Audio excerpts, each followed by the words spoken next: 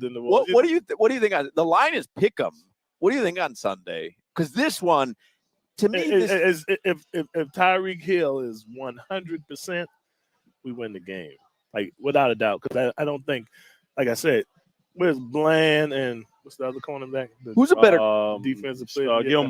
Gilmore, good corners, but you don't see that every day. It's like a team playing against us, like when we were coaching high school, and we run the spread, but then you go up against a wishbone team. Can we beat them? Yeah. But we don't see it every day. Our players not like that. We don't have players to stop the run. We got wiry, running, fast players. But now you got wishbone. Can we stop it if we get ahead? But if we get down, we got to get Who's a better quarterback, Dak or Tua? Oh. But they're not running the same thing. Right. Okay, I said. If you ask Dak to get in that offense, nah. Right. If you ask Tua to get in that offense, nah. But I say to you, we're picking sides. We're picking players. You can run whatever offense. You just hit the shot from the top of the key at the park. You got first pick. First pick. All right, first pick. You can run whatever offense you want. Like, you're just trying to pick the best QB. I mean, if they over there sitting down, I'm picking Dak. You're picking Dak. Because for me, I do think the running aspect gives you that much more, like, and now, like I've been saying, like, let's not think of the, 17 regular season games. We got those. Let's think of these 18 through 21 or whatever, because those are games we're going to need. Like, that 4th and 2 play cannot happen. Like, if we got to go to Baltimore or we got to go to Kansas City, that can't happen. We have to find a way to get 2 yards.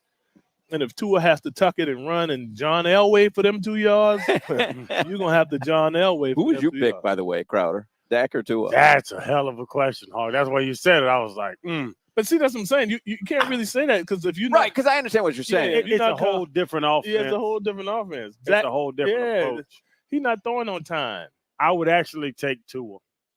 I think Tua is more accurate than Dak. And Duh. Dak's a monster. It's always when you Duh. choose somebody, it's like you're saying the other guy's bad. I'm not saying that. Right. Dak can play ball. But if I have to choose off this year, Mike McDaniel and Tua, we not talking about this year. That's what I'm talking about. You talking about on this year. I'm talking about they sitting there. You hit the first shot from the key. You got first pick. And they sitting over there at the table. and I got to pick the big black dude or the little Polynesian. Yeah. I think he is Taking the Polynesian. Right. That's what I'm trying to say. I got to pick Dak. But it's tough. It's tough. It's very close, Hawk. Yeah, Answer that but question. that's what I'm saying. Patrick Mahomes and Tua, I'm taking Pat. Patrick Mahomes and Dak, I'm taking Pat. Right. But those two, I think those two are that second tier of very good quarterbacks that you have to decide between. Who in the first tier? Patrick Mahomes. That's it. He's only first tier. That second tier. We got to the second tier quick. Second tier. So Patrick and them. Right, who's them? It's tough just because of the offense. It just is. It just is. Like Lamar's up there in one. I think Lamar's in one. I watched him do stuff last night that without him. Baltimore does not win that game last night if Lamar is not their quarterback. Baltimore to win a lot of games if he's not their quarterback. Right. I think Pat and Lamar are the top tier. Once again, the thing. It's the same thing that I think separated Tom from everybody else. I think if you made Tom play what Peyton did and he could do the Omaha, we'd still be okay. But if you had Peyton stop the Omaha, just call the plays and do what we call you, I'm not sure he'd be. It's just that's what I'm saying. Like, yeah, could you put Dak in our offense and we would look the same? I doubt it. No, right. But if you took Tua and put him in Dallas, would they look the same?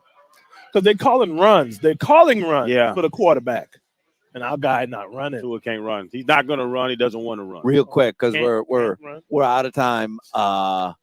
What did you think of Crowder's improv debut Thursday night? You were watching with me. It was great to see one of us get up there and do it because the first thing you think of, man, I couldn't stand up there and tell these jokes for an hour. I couldn't do it. You know what I'm saying? But I think what helps, the two things that helps. Two things to help. One, he's telling his own stories, so he's passionate about that. Right. And it's not like he's coming up with a bit. Yeah. That's not a bit. Those are his stories. and 2, he gets to freely use the N-word. You know what I'm saying? I've been looking for that luxury for 4 years. I've been looking for that luxury. I gave you the thumbs up, Hawk. You never take advantage of it. I've seen a sucker's back in my life before. That's one of the things you can say in the bathroom, Hawk. Just you, the toilet paper. You know that damn. And how was yesterday? You saw Crowder grilling up with the Crowder powder before the Dolphins game. How did he do? That was fantastic. How did he do on the lighter fluid? I got on him about that. It was gas. Oh, all right. Gas. He gave me a gas grill. Yeah, you're not down with that. Yeah, no. I need him to smell because he can still walk out and talk to people. Like if he's been cooking all day, smoky, he's staying right there in the cage, right behind the people. But he did great. Like I said, the only thing was his beautiful wife, Asia, was walking around with the steak tips on the toothpick.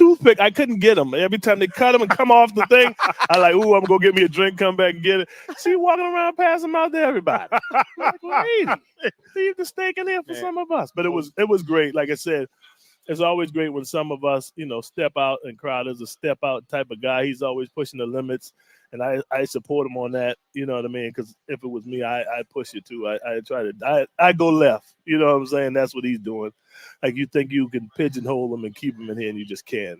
That's the beautiful part about it. He's one of us, you know what I mean? Like when you see one of us expand, we all can talk football and be on a radio show and podcast, but we all not going up there telling them jokes. Yeah, it was impressive. It was impressive. Even though he had his little notes and everything, check back to his notes and get him back on track. That's the one criticism I got. Everybody was like, "Hey, you had a notepad." I'm like, well, damn, I gotta go up there for an hour. It's just like the plays. You gotta learn the plays. You gotta learn the plays. You gotta learn the plays. Plenty of comedians are up there and they have a notepad on a stool. Maybe because you walked up with it, put it down. Maybe you had someone put it out there before you. Right. Musicians nowadays, they've all got the whatever the iPad. Yeah, screen. Yeah, it shows you the lyrics. Well, listen, we're gonna run it back in Dania Improv. And the hell with that notepad. I'm going up there butt naked off next the time. cuff. I'm gonna be there. We're gonna be there. Oronde already put the order in for the nachos because I took them down before I handed them down. Down. Listen, down. It was just. I guess it was convenient because it was in front of him. We had nachos and pizza and quesadillas. We ordered all appetizers and just put them on.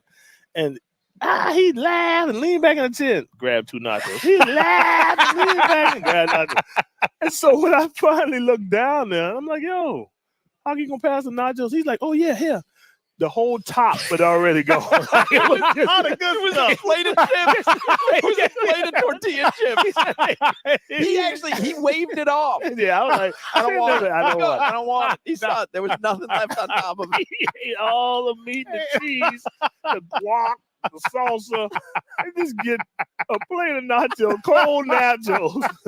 And the ones on the side that get a little cheese, the soggy. Oh man, the cheese have been on it for the whole hour.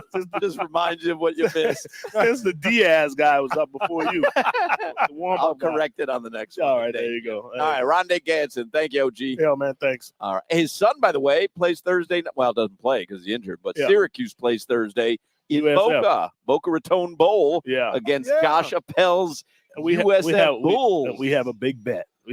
Big bet between Oronde and Appel. Can't tell it right now. All right. Thank you, OG. All right, my Hard Rock bet app. We're at Insight.